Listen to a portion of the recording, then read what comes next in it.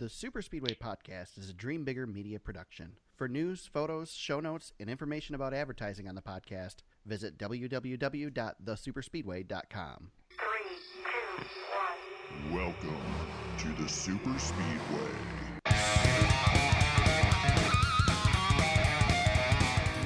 Yeah, I was more worried about the win than anything else. And I hate that I started wheel hopping and took Martin and I out. That's the last thing that I wanted to do. And I put pressure on him into turn 3. He washed up. And I thought that I was going to be in the prime braking zone going into that final turn and have a shot at it. And when I went to the brakes, it started locking the rears and wheel hopping. And I didn't think I hit him at first. I knew I was spinning, obviously, but I guess I collected him in my spin. And certainly regret doing that. And then ultimately, we were in a transfer position and didn't get it. So just going for the win. These wins are so important, and the veteran could have taken the safe route and didn't, and unfortunately, took us out of the playoffs and took out the 78. Welcome to episode 81 of the Super Speedway Podcast, recorded Wednesday, October 3rd, 2018. I'm your host, Eric Young. I'm joined, as always, by my co-host, James Cush. James, we just heard from the champ. He screwed up. It is so crazy to hear him talking like that. Isn't it like bizarro NASCAR when Jimmy Johnson's dejected? It totally is. It doesn't weird. happen. You know what's funny about the whole dang thing is Jimmy Johnson has now crossed the threshold for me of I'm going to root for that guy. Yeah. I've rooted against him his whole career. No, same and here. I was cheering for that dude so hard at the end of that race. God dang. I wanted to finish like Right. what we got, but I also wanted Jimmy to win it. I'm excited for Blaney, but I'm bummed that Jimmy didn't get the win. But I guess let's first tell everybody what we're talking about. I'm sure if you're listening to a NASCAR podcast, you know what we're talking about. It was the Bank of America Roval 400 this weekend at Charlotte Motor Speedway, possibly the most anticipated race of the year, and I'd say it lived up to the hype. Yes. Very great weekend of racing at Charlotte, and even without the last lap action, I think it definitely was worthy of doing it again. But old Jimmy, the Jimmer, makes it a little bit more entertaining at the end and tries to. I guess here's the thing, there was a lot of stuff talked about Noah Gragson back at in Canada for the Truck Series and him, taking the leader out, taking Todd Gilliland out to get that win or try to get the win. Jimmy didn't take Truex out. Jimmy spun. No, not on purpose. Yeah. He was trying to race. He spun. Truex just happened to be in the path where he was sliding. Truex was upset after the race, and I don't blame Truex for being upset, but there's no reason he should have been upset with Jimmy. I mean, it's not like Jimmy wrecked him. You know what I mean? It was a circumstance, the circumstances of what happened, but it wasn't Jimmy wrecking Truex. You can be upset in the sense that, you lost a race, and Right. you can have that temper, all of us, racing go-karts down at the track or whatever you're doing, if you lose a race like that, you get bumped out of the way or wrecked. Yeah, you're going to be mad for a minute, but Truex had nothing to lose, man. He was already locked in. Everything was fine. He'll be fine. He's still racing for a championship. I will give him playoff points. Those playoff points could make a difference. Yep, 5 points right there. Yep. And they made a difference for Johnson. Yeah, Jimmy Johnson's a good example of what, an extra point will do for you. Never earned a playoff point the entire regular season. Yep.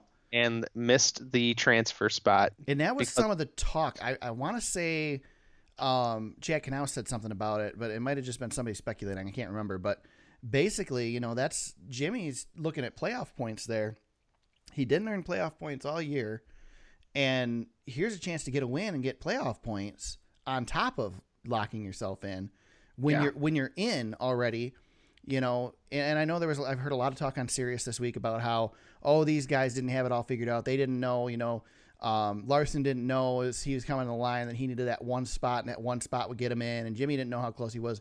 That's total BS because they knew, dude. If you listen to Radioactive, which just came out today from Fox, they're talking about it. As Larson's coming the line, they're talking to Jimmy about it. I mean, Jimmy knows before he gets out of his car that he probably didn't make it in. No, it's not official, but he was aware of the fact that he probably blew it before he was told by TV that he did. So, yeah.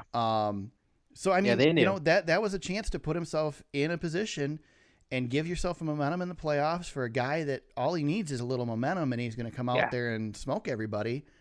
I think, I mean, I can't say anything bad about that move. I think No, heck no. I have more respect for Jimmy Johnson because I think I said it on a podcast last week that if Jimmy's in a spot where he knows he's making it, he's just going to ride around and get the finish, and he didn't do that. And I respect him for the fact that he raced for it. And I'll tell you what, if he'd have went in there and dive bombed Truex and completely wrecked Truex and taken the win, I'd respect him for that too. Because everything's on the line for him. This guy needed a win, and he almost got it. And whatever at that point, whatever it takes, it doesn't matter if you got 83 wins. That win means everything, and you go for it. I think you and I had a really good texting. And you and I agreed right away when I sent the text that said 2 years ago Johnson never makes that move. Right. Yeah. Exactly. He would never would. The Jimmy Johnson that has collected 7 championships doesn't make that move.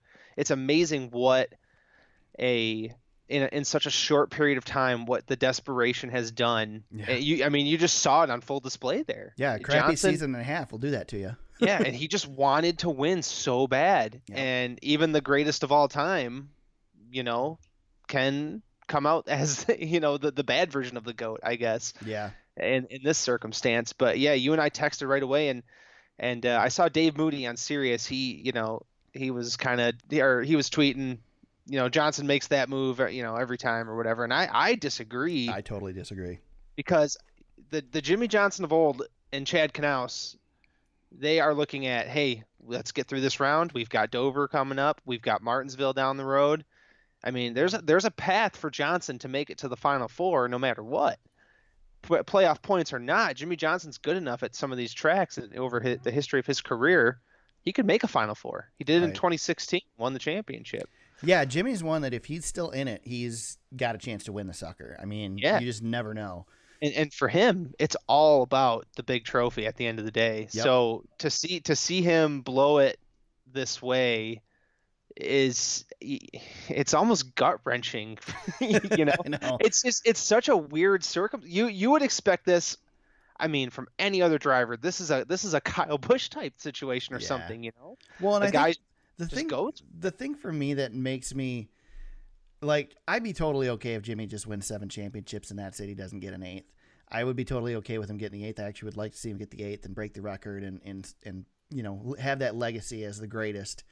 I get this feeling, I joked about it last week with the whole Lowe's thing and the farewell tour for Lowe's feeling like a farewell tour for Jimmy. I mean, I guarantee Jimmy doesn't have very many years left in this sport. No, he does not. We're talking less than 5, maybe less than that. He's 42 years old. He just signed a 3-year deal for starting next year, a 3-year extension with Knaus. Yeah, I would be surprised to see it go more than that, to be honest. And I wouldn't be terribly surprised if it ended before that. I don't think Jimmy's going to make next year his last year, but I wouldn't be surprised to see him go 2 more and have that be it. I mean, again, this is just me completely speculating, but it feels like we're at the tail end of Jimmy Johnson's career, and so really this feels even bigger in that, looking at it that way. Yeah, and you think about somebody comparison like Kevin Harvick, who's pretty much the same age and is looks like he's at the peak of his game right now. Right. It's just different circumstances for these guys, and Jimmy Johnson has his entire career, he's never been in this spot. Right. And eliminated this early in the playoffs, and it's just the whole thing. But, man, just I don't know how to compare it anymore. I did think about the last Super Bowl when the Eagles beat the Patriots. Right. And if you remember, the Patriots had the ball late, and all Tom Brady had to do is do what Tom Brady does, right, and drive all the way down the field and win the game, and fumbled, and that was the end of the Super Bowl. Yeah. Patriots lost. I got the same feeling from Johnson in this moment, like just you've seen these guys do so many great things throughout their entire careers, and championships upon championships and great moments, iconic moments. Jimmy, to the point where he won so much that people were just sick of him. Right. and myself included. Yeah. So Same when here. he's in that, when he's in that situation, it's just like, oh, there's Jimmy. He's gonna seal the deal. So it's just weird, but heck of a show. I can't speak highly enough of this race though. It I- was maybe- absolutely perfect because it wasn't a crap show. It had, I mean, we had that moment where everybody forgot how to drive and drove into turn one with 6 laps to go. And let me put it this way. Did anybody think that wasn't going to happen on that restart? I had that feeling that they're going to stack the entire field up going into that turn, and sure enough, they just about did it. And, that was all on Brad because It was, yeah. Yeah, yeah. everybody else is judging their turn off of Brad, and when Brad didn't stop, everybody just followed him right in there. And it was Yeah. almost hilarious. And, that was that type of thing that could have happened the whole race, but it didn't happen the whole race. It just happened at one time. So you had that moment of craziness. Otherwise, it was a clean race. There was, after the Xfinity race on Saturday, I'm like, man, they're not going to be able to pass. There's no passing zones on this track. They were on side by side in the infield. I mean, it was all around. That track is obviously suited for the Cup package versus the Xfinity package for sure. And you said it to me perfectly when you texted me. This race had to be an elimination race. Mhm. It's perfect for it. Yep. It really is. Yeah, I if was it's not an elimination race, it loses all of its luster. Yeah, I mean, absolutely, it has a little bit more meaning to it, a little Right. bit more meat to the event itself. But I was worried about this. I'm like, man, they're going to do this thing for an elimination event, but Right. holy smokes, was it perfect? So let me Totally. ask you a question. Was this race good because this is a good track? Or was this race good because nobody knew what they were doing? I think it was because it was a good track. I feel like it had a lot more to do with the fact that nobody knew what they were doing. That and I don't mean that in a negative way. I just mean that you don't know where those braking zones are. You don't know where that limit is. So Right. Yep. so the whole race they ran where they thought, was a pretty good limit for the race, and then with 6 to go, they pushed it to, okay, where's the edge of that limit? And they pushed it too far. Jimmy pushed it too far coming in that last chicane. That stuff I don't feel like happens. I think the way this track's set up, that last turn, if somebody's within reach, that last turn's going to be exciting like that anytime. Oh, But- for sure, yeah. But otherwise, I think a lot of it had to do with people just not knowing where the limit was. I mean, there was a point, I'm trying to think who it was. It was Larson, and who was Larson battling with there for a while? that battle with Keselowski Yeah. where they were just duking, it was Well, fantastic. and if you watched them, neither of them was running the same line because nobody knows where the line is. Yeah, they're just trying to figure it out. They haven't raced thousands and thousands of laps like they have at any other track either. Right. And all their simulations, everything they had, they don't have real world data from that. They have a little bit of data from a test. You can't, simulation's only as good as the data you can plop into it to simulate from. So they were coming in really fresh. And I think this is the same thing like what we had when we ran the All-Star package, Yep. that we didn't know what we had. And that, don't get me wrong, the track is great. I think they need to fix the chicane on the back stretch. It's not slow enough. Yeah, But otherwise, the track is great. I wouldn't want to change the track. I don't think this race has quite this level of excitement, not just because it's not new, but because the drivers are going to learn it and get better at it. 2-3 years That's from true. now. Next year probably will still be pretty decent, but after that they're gonna figure this place out, and it'll be like another track. But Yeah, and this, I this is think- what made road course racing good before, is because the drivers didn't know the road courses. Now they work on those, and they know those. yeah, a are lot of good drivers are very tracks. good. Yeah, that's a great point. And Yeah. and two, you just get a different feel on a road course like this than what you would get at the oval. I mean, the ovals are such a tight box that all the drivers and all the data and everything is put into such a tight box that really you don't get the Chicagolands very often at a 1.5-mile track. It's just not Right. going to happen. And Exactly. there's not that kind of craziness, and you can't just bump and run somebody like that either. Right. But when you have a variable like this, there's so many different twists and turns, figuratively and and physically too. But the track itself, the way it's laid out, allowed Johnson to make those moves on Truex, because Truex has to hit the braking zones. One, he has to maintain his lead, Yep. but he also has to make sure he's not overdriving the thing. Right. While Johnson, somebody in second on a road course like this, they can be a little bit more riskier. They can wing it out there, sling it around. It's just that's the best part about the road course racing, to me, is that you can really chase somebody down if late in the race. Right. Two things I learned this weekend from this track in this race. I think one, this might be the style of road racing that's better for NASCAR than actual road racing. Just because NASCAR fans are so used to being at a track where you can see the whole track, it's this packaged experience. You're not spread out over this huge area. I'm not saying get rid of the road courses and let's run a bunch of rovals, but I think this definitely fits what NASCAR is better than an actual road course or adding a bunch of road courses to the series. The other thing I learned from this is these guys could do a street course. Yep. This was essentially a street course with a couple high bank turns. I mean, the way those walls were, the way some of the corners were, I always said that a street course would be terrible because these cars are too heavy and they don't handle well enough. But I totally backtrack on that. These guys could definitely run a street course with what we've got.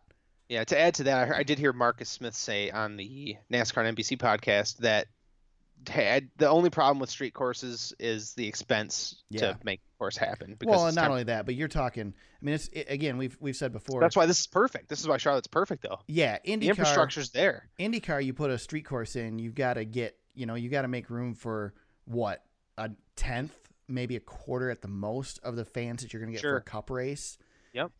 And Formula One gets huge crowds, but Formula One, we're talking established courses that it's basically, here's a racetrack, let's build a city in it instead of the other way around, Yeah. So, and like Formula E, they raced in downtown Manhattan. Yeah. And they get like 12 people to come watch. Yeah. There's nobody there, right? It's just the teams. Right. So, and this for me, the eye-opening thing for me, Eric, was, it's something that we've been screaming about, and by we, I mean NASCAR fans. We've been screaming about schedule changes and mixing it up for years. Yep.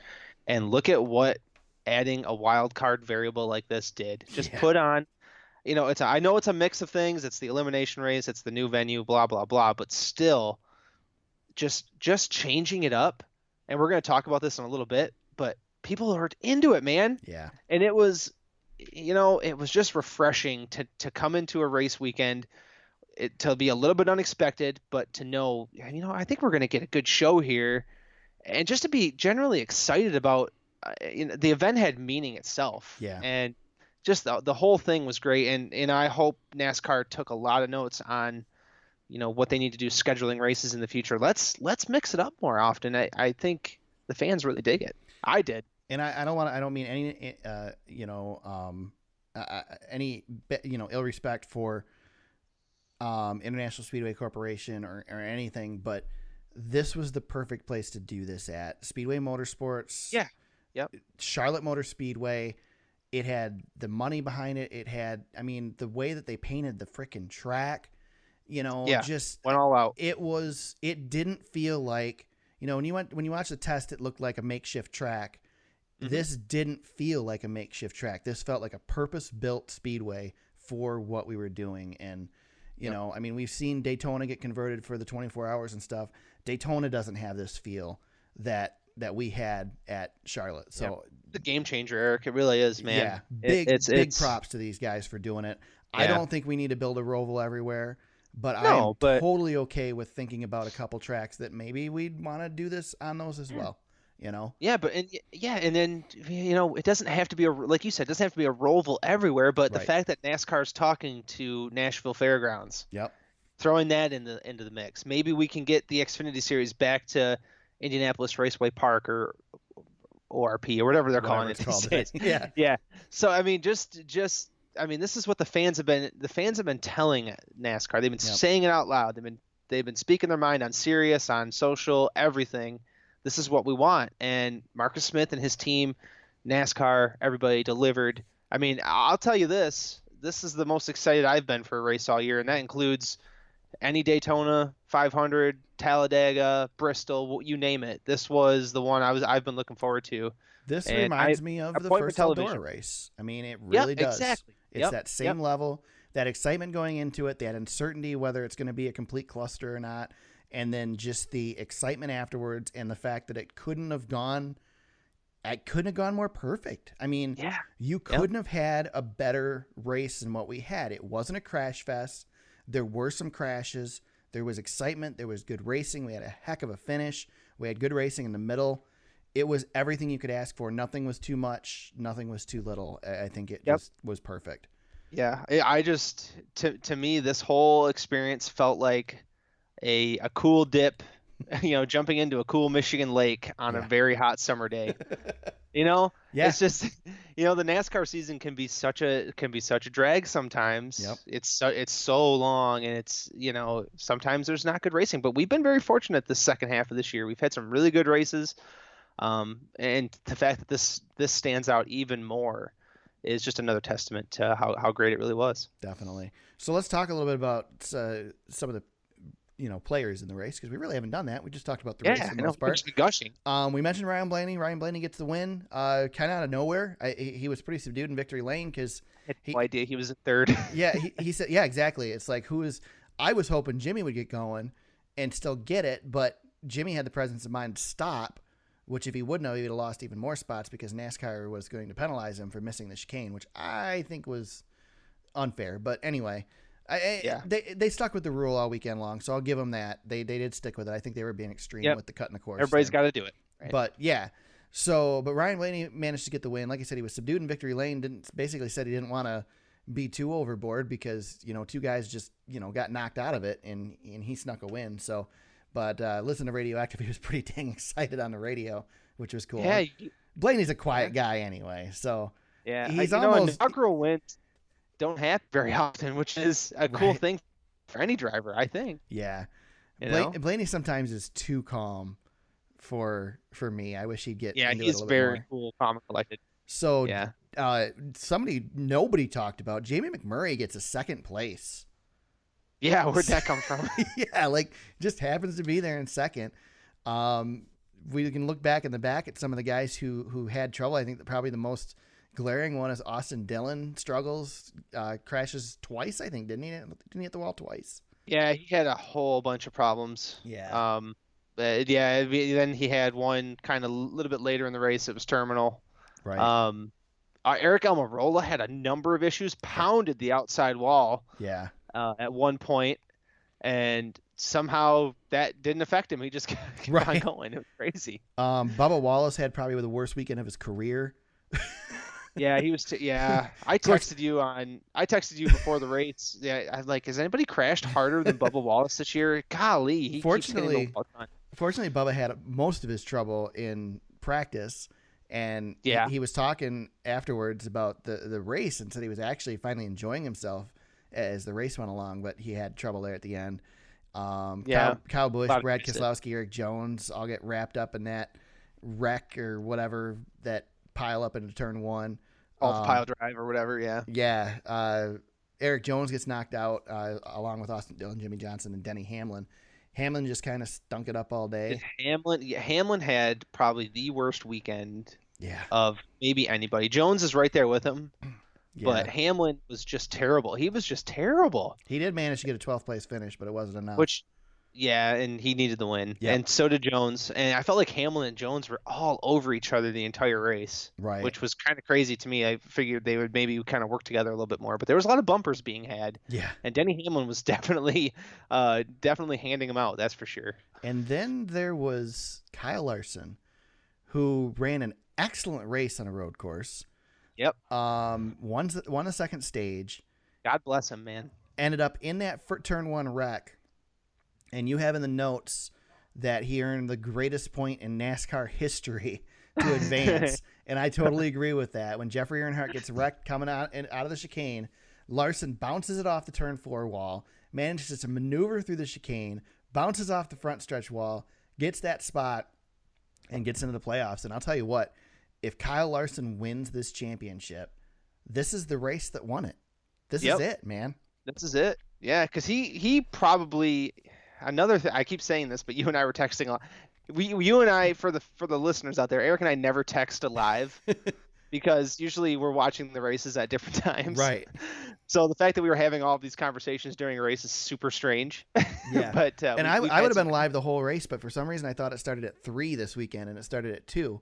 So I was behind for the first half, but I caught up by the second. So I was the last itching. stage. I had itchy thumbs waiting for you to catch up. So Larson's involved in that wreck, and before that has just a fantastic race. And I text you, man, Larson better win this thing. His car is clean. He's run perfect all day. Just a great race for him. And he gets caught up. Suspension gets knocked out of whack, and that tire is all wampus on the right side. And somehow, some way, I don't know. Jeffrey Earnhardt is just stalled. He gets it fired. He stalls it again. And like you said, Larson comes banging off the walls Yeah. and figures out a way to pass him. So let's just play incredible. a game here, James. So here's the deal. Larson, the NASCAR rule says you have 3 laps to get to whatever their minimum speed is to be cleared and allowed to continue on from the caution clock, et cetera, et cetera. So Larson only had 3 laps. So Yes. when he crossed the line, the next lap around, he would have been black flagged. So when he took the finish, he would have been black flagged the next lap because he didn't meet minimum speed. So Yeah, well, he wasn't going anywhere after that lap either. right. So my question is this. NASCAR knew when he left pit road that there was suspension damage in that front end, and that car wasn't safe to drive. Is this not exactly what they're trying to fix with this rule? And I don't know that NASCAR could have stepped in because they would have been criticized heavily if they did. Yeah, that you're ending a guy's playoff chances with. But isn't that NASCAR's place to say, no, that car is not. If he didn't have a deck lid on the car, they're not going to let him go out on the track. If he doesn't have a door number on the door, they're not going to let him go on the track. So why did they let him go on the track with a wrecked suspension that obviously he wasn't going to be able to complete with? I'll chalk it up to this, and this is not correct, because I think rules are rules sometimes.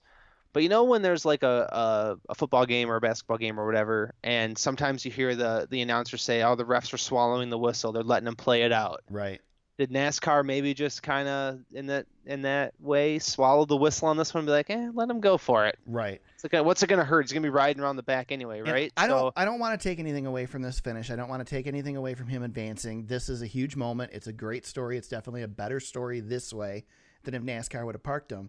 But ask Matt Kenseth what he thinks. Sure. Yeah. You know, Kenseth got taken out on a technicality last year, and of course that was because of a specific rule. But I feel like NASCAR should be in a place to protect these guys from themselves. That's the point of the sanctioning body. That's why we have the rules that we have. And at that point, NASCAR probably should have stepped in and said, no, that car is not going back out on the track. Yeah. So again, I like the story the way it went, but I kind of feel like NASCAR should have stepped in. But where do you draw that line to? I know. Yep. And that's just one of those judgment call things. I mean, Yep. I'm more or less in the line of, I don't know, man. if we get to Homestead and the final 4 drivers all get wadded up on the first lap, and they all have to figure out a way to get back out there, NASCAR's going to let them get back out there. Right. So see, I hate the damaged vehicle policy. I don't like Yeah, it. I do too. I wish they'd I get do rid of too. it. I wish they'd go back to before. I actually liked it let the when cars they could run. I think they should be able to bolt sheet metal back on the cars. I don't like that they can't use, the screw guns and all that stuff that they used to Yeah. use. I I mean, think Dale- if Truex's team wants to use a giant saw, they should be able to use a giant. No, maybe. Heck, Maybe well, maybe we don't want them chopping legs and arms off. on Dale it, so- Earnhardt barrel rolled down the Yeah. backstretch of the 97 Daytona 500, Yes. got out of his car, looked at it, and drove it in. Right. And the roof was caved in, and they let him race that thing. So Yeah. My point Yeah. is that if the Let 'em rule run. is there to protect these guys and keep this sort of thing from happening, then it should be enforced to its fullest extent, and he shouldn't be allowed back out of the track. But And at the end of the day, it's still the greatest single point earned in NASCAR history. definitely. It's just bad. I didn't turn the TV off. I walked away, and just thinking, dang, Larson got knocked out again. Yeah, I know. Another wasted year. Yep. And I came back, and I'm like, wait a second, what's going on here? Yep. I You thought know? I thought Larson was out and Jimmy was in for sure. Yeah, and I texted you that too. I was like, dang, Larson. Yep. Blew it again. Unbelievable. But we did. So Johnson not the only eliminated driver though. Yes.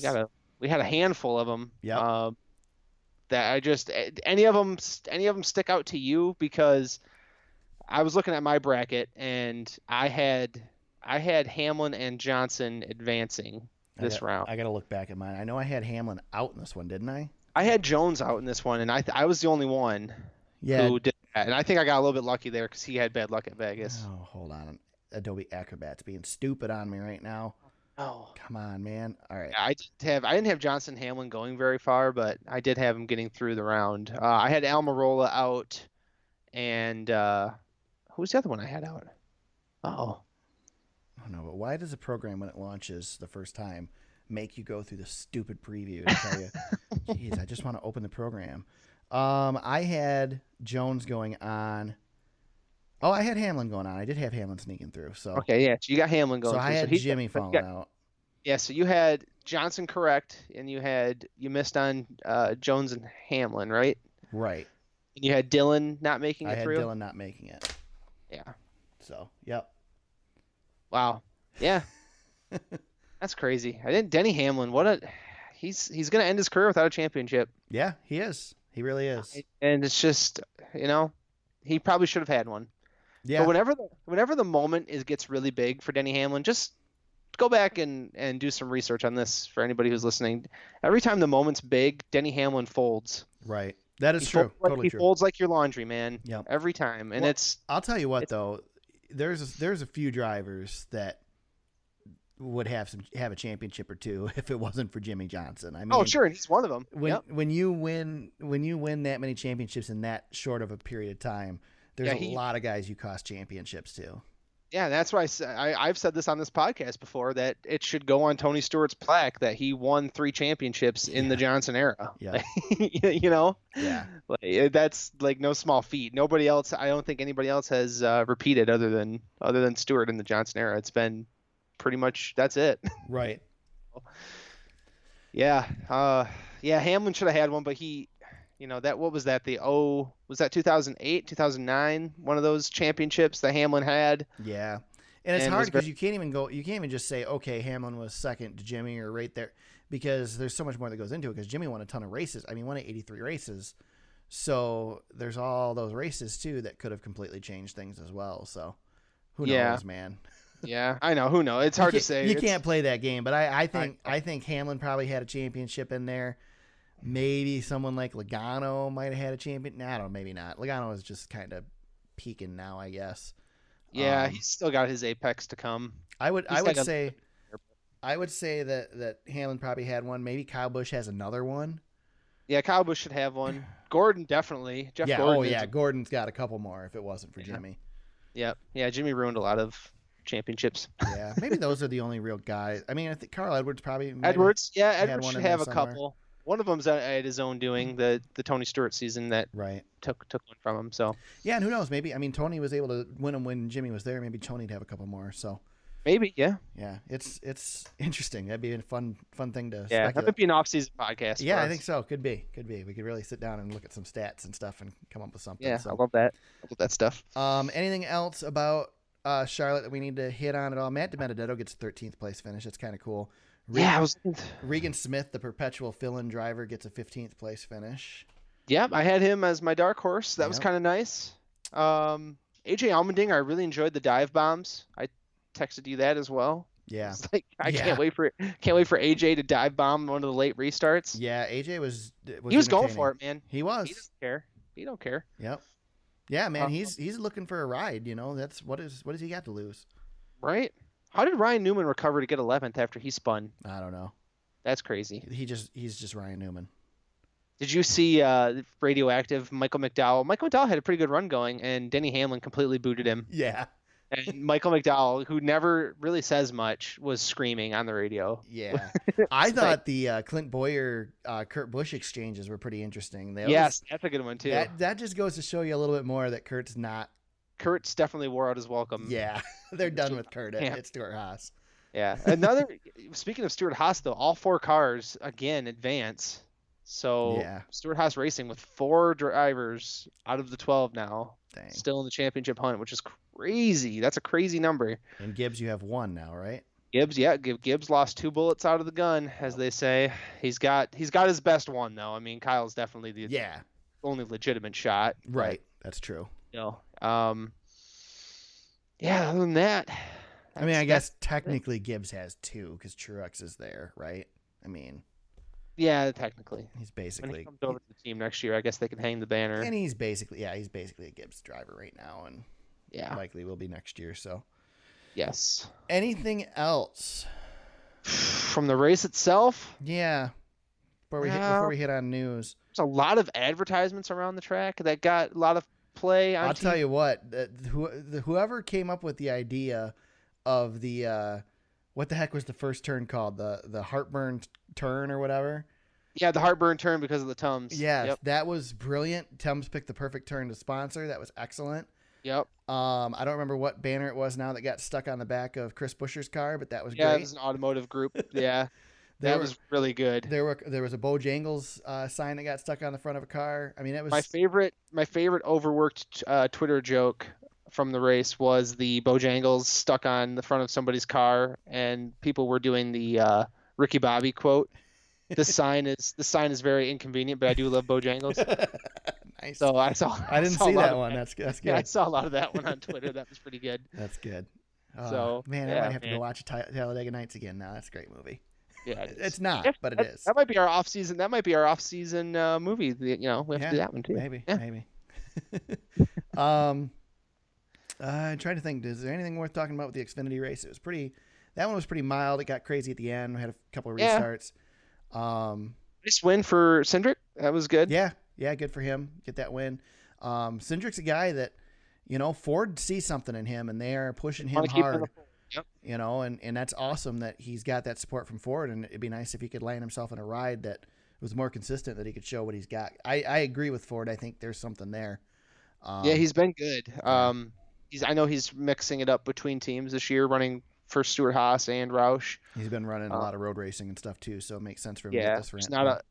not a whole lot of consistency for him as far as the NASCAR side, but Right. so that can be hard to do. But the fact that he pulled off this win, I mean, that's pretty good, pretty notable. So Yeah. so I'd like to see what happens with him next year. Hopefully, he gets a full-time Xfinity ride. Yeah, it sounds like there's a couple out there still. So maybe. Yeah, yep, for sure. All right, I think we can move on to the news, James. Well, I Yeah. guess the first thing we're still talking about the Roval. Yeah, a we little gotta bit. talk. So go ahead and hit on that one because that one's all you. Yeah, we touched on this just a little bit, so we don't have to go into too much detail. But overnight ratings for the Roval were a NASCAR. We don't get these very often, but it was a 10% ratings increase. That's huge. That's huge. I don't like to talk ratings too much, but NASCAR is constantly in the news for low ratings, low attendance, blah blah blah. But to me, the stands looked pretty full, and to see a 10% year-over-year increase in ratings, I mean, that's got to be a good sign, right? Yeah, I mean, I think that shows the interest. that is a good sign. I'm slightly distracted right now though because of the awful pop-up autoplay video ad on awfulannouncing.com. Oh yeah, you got that in the corner there. Yeah, too? that came up and then I couldn't get rid of until the X finally popped up at some point. And it was hard to see. Yeah, so big FU to the awfulannouncing.com people Yes, for that ad. thank you for your thank you, internet. There's nothing Internet worse is- than autoplay video ads. Come on, guys. I mean, I know. I get it. We all want to make money, but come on. Well, if you click the X, it hops into the middle of your screen. So Yeah, that's how- exactly. I had that happen too. I had a full screen Yeah. ad then all of a sudden. It's like, Yeah, my favorite's when you load a web page and the page disappears and there's a giant video playing. That's Right. even worse. So good- USA Today, notice. good job, guys. You just completely derailed our conversation. Yeah, thank you. Yeah, I mean, anytime ratings are better is a good thing. I think again, Especially this race, that big of a number. That big of a number Yeah. really shows. in this time, yeah, especially Yeah, a slight increase. If it would have been like a 0.1 jump or something small, that's not notable. But 10% is, I mean, that just, again, I keep saying it, but it just shows the fans want something new. And you've probably got a lot of fans who have tuned out this season, and they were into this thing. Is there a bigger winner this year in NASCAR than NBC? No, they have hit the jackpot with the races that they've got. They've had great races. Their first race was on their big network on NBC at Chicagoland. They got the finish of the year. They get Yep. this one on their network. They've got Dale Jr. this year who's just killing it. Talladega's coming up, Martinsville. I mean, these Good guys ones on the have docket. they have won the lotto this year when it comes to And they get the NASCAR. championship race. Yeah. Fox has probably got to be really ticked. Yeah, I'm good with that though, because I mean I don't want Fox to come back right now. I Yeah. just want to keep NBC around. Even Yes. even Rick Allen's grown on me, man. I just want to stick with this.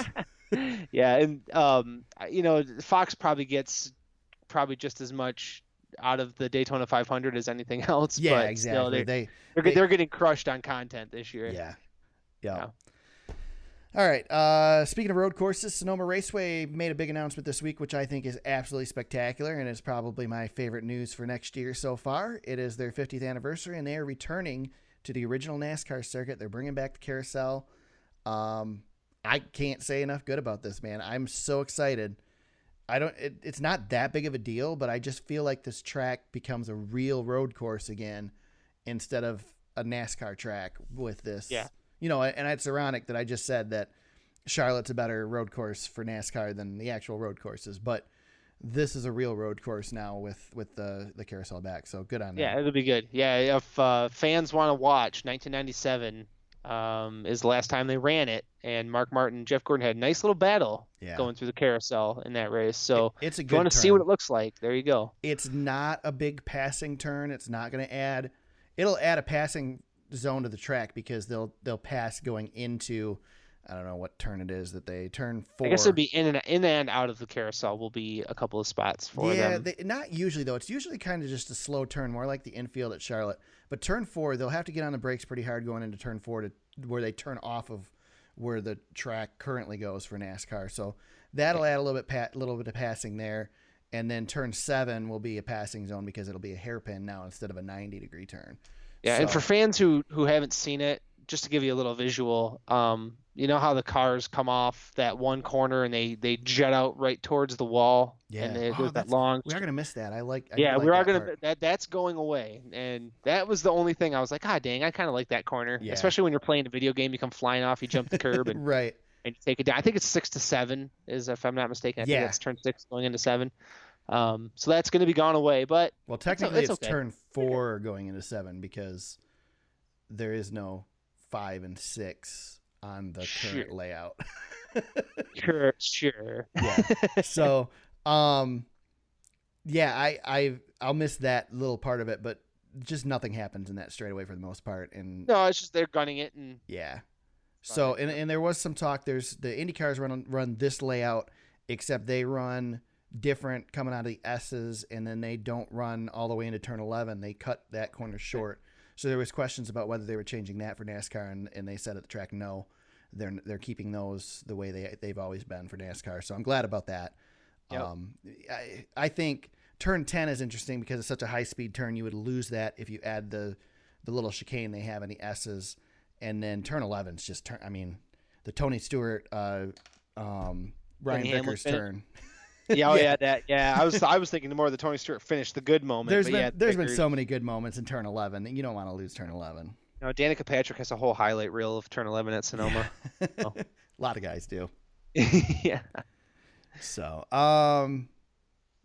let's move around this one. We'll jump back to the big one because We'll go that. We'll do that one last. Although we've talked about it a ton, there's some new Yeah. stuff to talk about, which I was impressed with the announcement. But anyway, I think this is a huge story that, you know, it got some coverage this weekend, but I think it's gigantic. Hailie Deegan wins the K&N Series race this past weekend. Yep. She becomes the first woman to win in that series.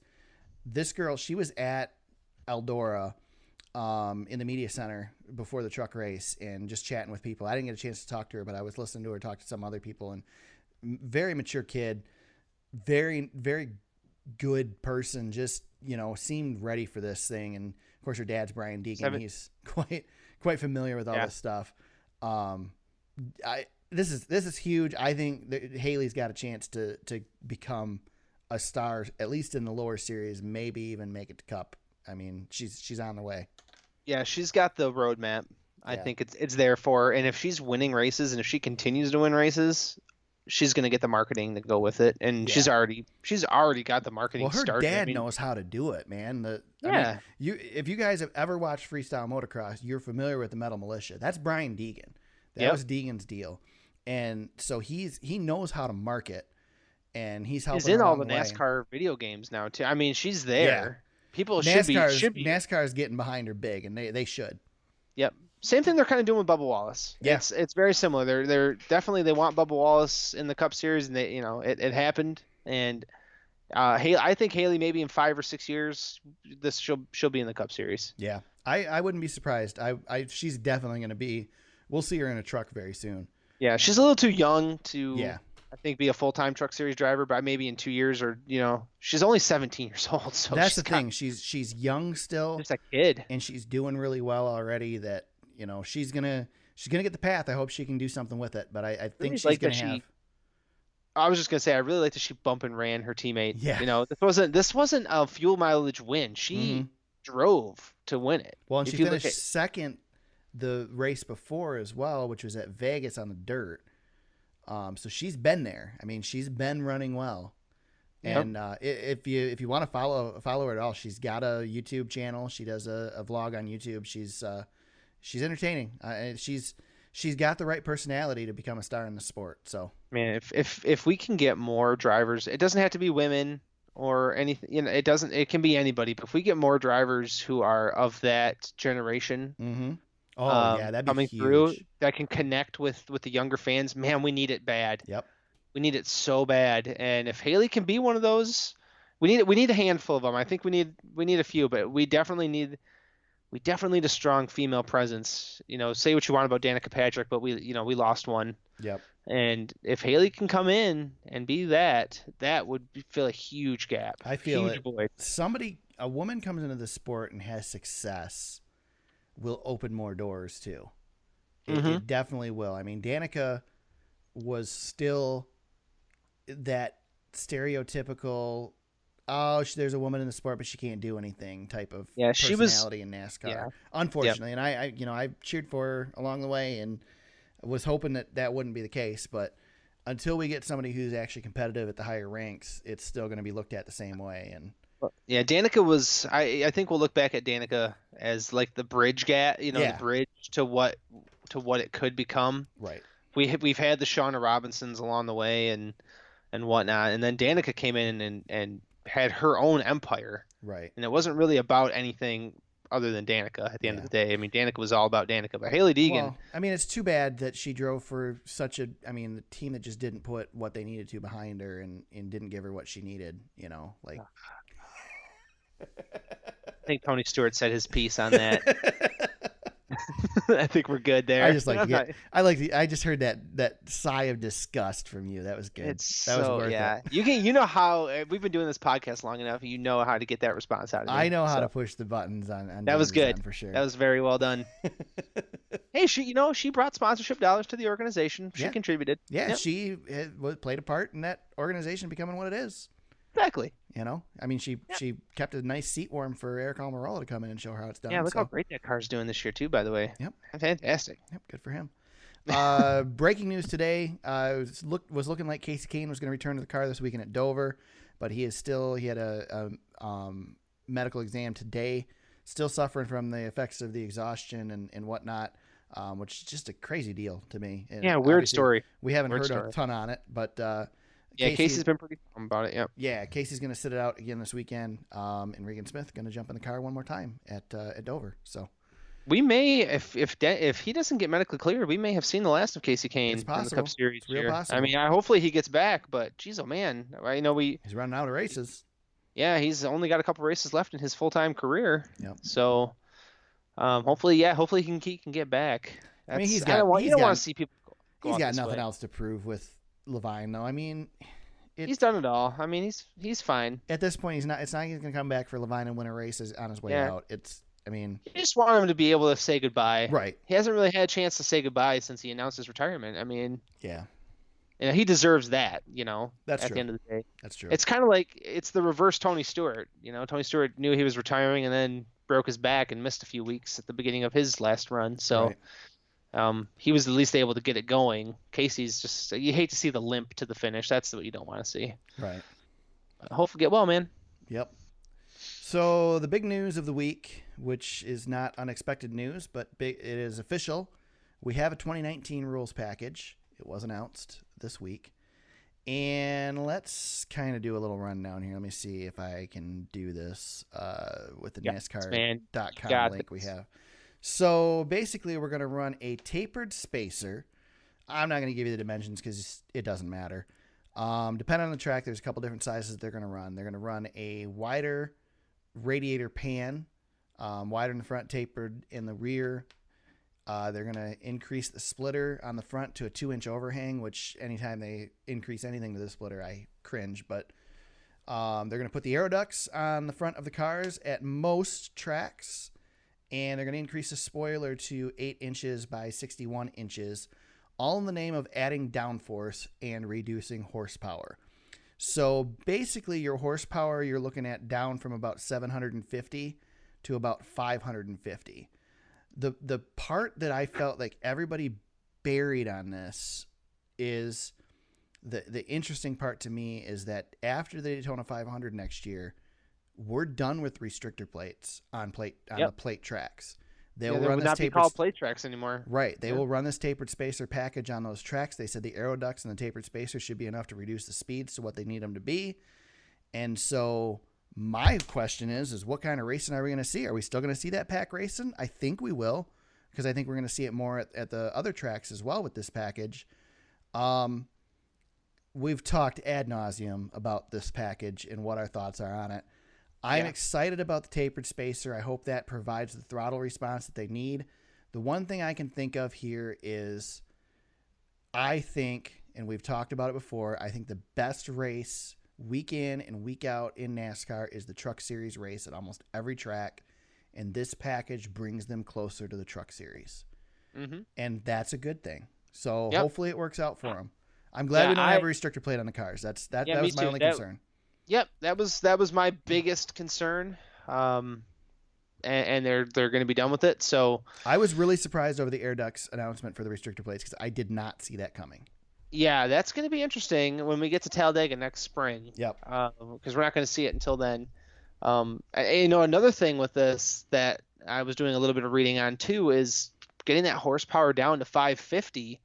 Is a nice little entry point for other manufacturers. Exactly. To get in. And that's what I heard on it is this is not NASCAR doing this. This is the manufacturers asking for this. Yep. And this is we just used this term and we'll use it again. This is a bridge to the Gen 7, which is a couple years on the out. Yep. So if you kind of look at the big plan here, you would assume that NASCAR is going to try to get some more manufacturers involved for that next series of race car. Yep. That comes through. And more manufacturers is only a good thing.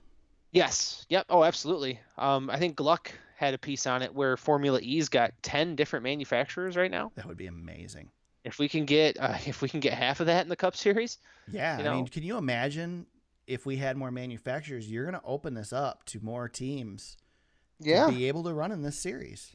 Well, I mean, back in the day, we had manufacturers all over the place. Right. Even as far back as the early 90s, I mean, we had Oldsmobile, Pontiac, Chevrolet, Ford. I mean, now it's, and we had Dodge for a while, and unfortunately they had to go. But maybe they can get back in it now, and maybe we can get maybe we can get a BMW or something, Volkswagen, something.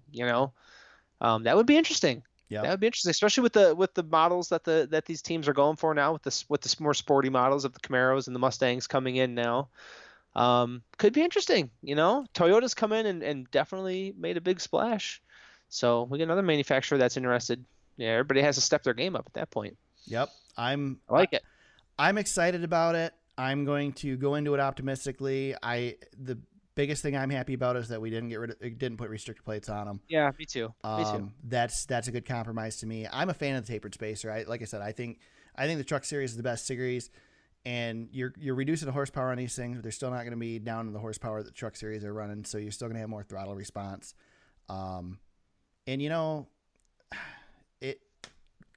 Better racing is going to be better.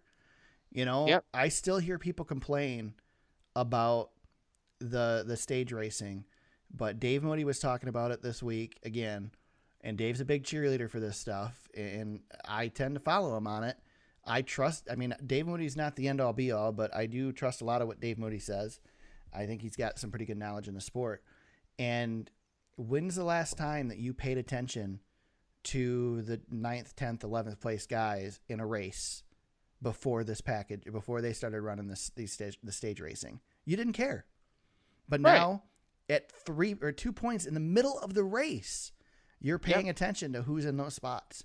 And those guys care about who's in those spots. Ask Kyle Larson how much it matters. Exactly. So, I mean, it's good. It's a good thing. And I'm happy with these changes. So I'm optimistic. I hope it goes well. I'm looking forward to the first race with it, and we'll see how it goes. But we're going to run it on 17 tracks, I think was the number ish. Yeah, it won't be at Atlanta, Homestead, I think Darlington, a few others won't have it, but yeah, so like MIS, our home track. Pocono, Atlanta, Darlington, and Homestead are using the tapered spacer, but not the Aeroducts. That's it. That's what it is. Correct. So the package is it's a variation of the package. Yeah. Correct. So that goes to show you what NASCAR learned from the Xfinity cars at Pocono, that the Aeroducts don't work there.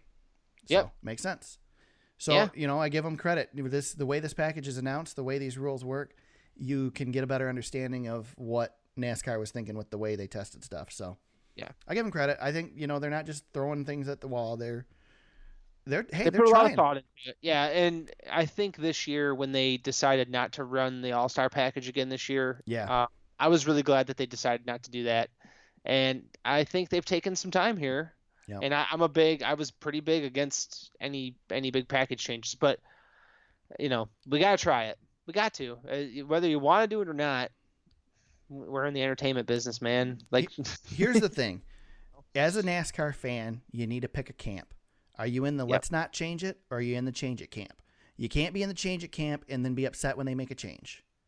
And everybody's crying for changes. We got to change stuff. Okay, well then they're changing it. Let them change it. Yep. And NASCAR's been one. I'll tell you what, if this comes out and it falls flat on its face, a quarter way through the season, they'll scrap it. We've seen them do that before. These guys are not going to do something that's going to be a complete disaster. So give them a chance to try it. If it doesn't work, we'll get rid of it. We ran frickin' wings on the cars for a couple years, for God's sakes, and we survived it. So, give them a chance. We'll see how it goes. Yeah. But we don't want to be Major League Baseball and never change anything. Exactly. And be completely boring. Exactly. So I'm for it. Let's see what it does. This is a good compromise. I'm cool. We're cool. Everybody's cool. Yep. I'm relaxed. All right. Good. Let's talk about silly season. It's quick this week. There's not much. Yeah, one thing. Yeah. JTG Doherty Racing signs Ryan Preece for 2019. I think that's an interesting move. I don't know if it's the best move for Ryan Preece, but we will see. He's replacing AJ Allmendinger, and they've announced they will keep Chris Buescher next year. So, Ryan Preece, the man bet on himself. Yep. Landed himself a Cup Series ride. There is another interesting thing too, which you don't have in the notes, but I believe I read it. They are switching to Hendrick support next year. That's correct. Yep, yes. That is true. Yep, that was another announcement they had. That was a good point. Good, way to bring that up. That could be helpful. Yes, that could be a big deal. That could make a difference for them. They're currently with Richard Childress, so they're going to switch. Personally, I think Richard Childress should just shut down that engine shop and go with Hendrick and just partner up. Be done with it. These guys shouldn't. If you're in the same manufacturer as another team, you shouldn't be running different motors. Look at Toyota. Come on, you should Ford's be running doing a common motor. Yep, look what Ford's doing this year. Yep, they both. The model has changed. Toyota proved that the model works. Ford proved that the model is necessary. Yep, and Chevrolet is still fighting. Yep, fighting the future. Yep, exactly. Yep. Mm-hmm. All right, so this weekend we head to the Gander Outdoors 400 at Dover International Speedway. I'm almost disappointed. We're going to an oval track. It's not a roval. I mean, there's nothing special this weekend, but it's still a race. It's starting the next round of the playoffs. I get the first pick this week, James, right? Yes, you do. Yeah. Dang. By the way, I am so bummed that my pick didn't win because I was so dang close. Yeah, you were close. Jimmy John. Well, I'll tell you what. I'm going to take one from your playbook, and I'm going to pick him this weekend. Dang it! Because I think Jimmy got a taste of the win. He now has zero pressure whatsoever because he's out of the playoffs. So James is going to have to make a new pick for his I wanted the redemption pick. Because I'm taking Jimmy Johnson this weekend. So By the way, 2 top 5s on the season for Johnson. But as we were talking before the podcast, he is the best driver who has ever put wheels on the track at Dover. Yeah. So, Yeah. he's the best driver at anywhere he goes. Right. Really. So I'm scrambling. I know think, who my second pick would be. Well, I'm going to go with Kyle Larson Yep. because I was going there, Chase Elliott. Yep. Let's take the momentum from making the playoffs and do something with it here, Larson. Let's get a win before we have to go to Talladega. There you go. Dark Horse is going to be tougher here. He's really good there, by the way. I should mention he does not have a win, but he's been pretty dang close. Oh, you got Dark Horse first, so go ahead for your Dark Horse. Oh God. I know mine already until you pick him. I wanted to say Matt Kenseth, but he doesn't count. He's back racing this weekend, isn't he? Yeah, I think so. It's hard to say. I don't know. I don't know what the schedule is. Yeah, I've lost track of that 6 car. It's not going to win anyway, so I just don't pick it. Right. Phew. Let's go with this is a little bit off the reservation. I'll go to Benedetto. Okay, that's a good one. Good, you did Really pick dark mine. horse here. Yeah, little kind of a really dark horse, but he's been good on tracks kind of Why similar do you to go this. with him, and then I have to remember how to spell his freaking name. He's not even on the list here. It's a Where big D and then a little I and then a big B. It actually is spelled exactly how it sounds, but it just doesn't seem right. All right. Right. I'm going to go with momentum again, and I am going to piggyback off of your winning pick, and I'm going to go Jamie McMurray. Got a second that's a place good one. finish this weekend. He's decent at Dover, and come back Yeah. out and get a win in his last season. Yeah, that's not bad. There we go. Yeah, that's another good point. Yeah, last season. So, yeah. Neither of us picked any of the big 3, but Kyle Busch of the big 3, Kyle Busch is the heaviest of the hitters. Yeah, Kyle's a good pick. But yeah, your Chase Elliott is another solid pick. He has 5 races here. He has 4 top 5s, and he's been really good. Daniel Suarez would have been an acceptable dark horse too. He's also got strong runs here, and Yeah. so not much to base that pick off of. But he's somebody who's struggling right now. Could use a good finish. Right. Yep. All right, did we miss anything, James? No, I was very excited to do this podcast though because of the whole Roval I thing. know. So I think we got that out of our system. I think we did, and I just can't wait for next year. I hope. I would be very surprised if they don't put it back in the schedule again next year. But It's not going anywhere. yeah, There's no way. We'll There's have no that way. for a while. So I wonder if the All-Star race will do anything with it though. it will be interesting to see if they decide to run it at the All Star too. Really Yep. interesting. So Under the lights, that'd be sweet. I wouldn't mind seeing them take the All Star race across the street or over to the backstretch and do it on the dirt Or- track. To Nashville. That too. Yep. I'd love to see them run them on the dirt track. I don't know what the Charlotte dirt track's like if it could handle an I- All Star race, Yeah. but It's not Eldora, I'll say that. Yeah. I've seen it. yeah, I'd love to see that though. All right, James, where can they find you on social media if they want to talk to you during the week? At James Cush on Twitter. You can find me at TSuperspeedway on Twitter. You can find us on Facebook at facebook.com/thesuperspeedway. Our website is thesuperspeedway.com. You can find all kinds of stories and coverage that we've had throughout the year. Attended some races this year and covered those. We've got the podcast up there. You can find the show notes for all the podcasts, which include links to all the articles that we talked about tonight and in past episodes. You can find the podcast on iTunes, Google Play, and SoundCloud. And if you like what you're hearing and you want to become part of the show and contribute and help us continue to do what we're doing, become a patron at patreon.com/thesuperspeedway. We go to Dover this weekend and get back to some normal racing, I guess, and get ready for Talladega coming next. James is throwing stuff around on his Yeah, end. I know. I'm done. I'm just done. I'm done. We done It had to be me this we week. done ticked him off, man. He must have gotten Truex syndrome there at the end. And speaking of which, I was gonna do Truex in the intro, but they didn't have the audio. They didn't have his interview posted on YouTube. So He was furious. I Yeah. believe I tweeted, "Settle down." That's all I said. Yes, Martin Truex Jr. Furious too is not what normal people look like. Furious. He was just irritated, but Just red-faced, angry. it was good stuff. It was Yeah. good stuff. So go to Dover this weekend, Talladega next weekend. we're in the playoffs, man. It's round 2 of the playoffs. Lots of excitement coming, and we'll be back next week to talk about it all. Until then, let's go racing.